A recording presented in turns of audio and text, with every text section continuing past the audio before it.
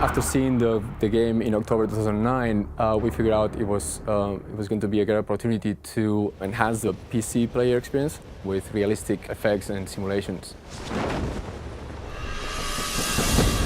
I can't say I've ever experienced quite such an open-ended, convincing, immersive sandbox game.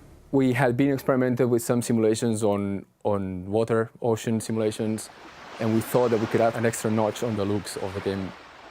The water is composed of two components. One component gives the water a convincing large-scale swell that moves boats and causes the character to bob around when he's swimming in the water. The water is much more real with more specular highlights, and it reacts as it should with boats and riggers swimming. We also added a wind-driven ripple effect that adds that last level of convincing detail that makes it look really special. Also, we saw that the game uses depth of field effects quite a bit, so we thought we could add some nicer looks to it to make it more film-like. What we've worked on mainly is bokeh filters. Bokeh is the name for blur in Japanese. When there is a very blurred background, you see the light sources. Usually you see like a very defined shape, which is usually circular or pentagonal, depending on what is the iris aperture of the camera. So we mimic that effect. We're all familiar with the sharp shadows you get if you put a small light in a room and stand in front of it. You'll get sharp shadows cast by that light.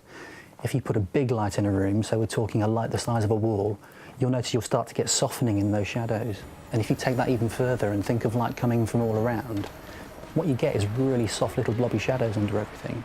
And what ambient occlusion does is it calculates those soft shadows dynamically in real time in order to show that objects are grounded and convincingly part of the world. For each pixel in the image, we're tracing rays out to find out how occluded that pixel is. What we can do with the GPU is we can use the massively parallel power of the GPU that's able to trace many, many rays at the same time.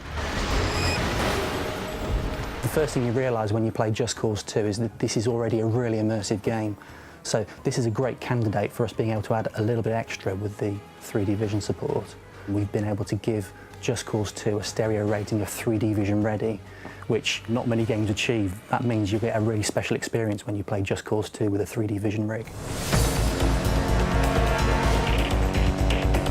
A game is a real-time entity, so we're doing stuff in a 60th of a second, for instance, that a movie has the luxury of any time they like to render a frame. They can fill a room with computers to do that.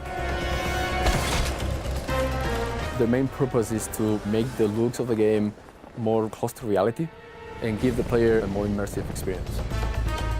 It's really a beautiful experience.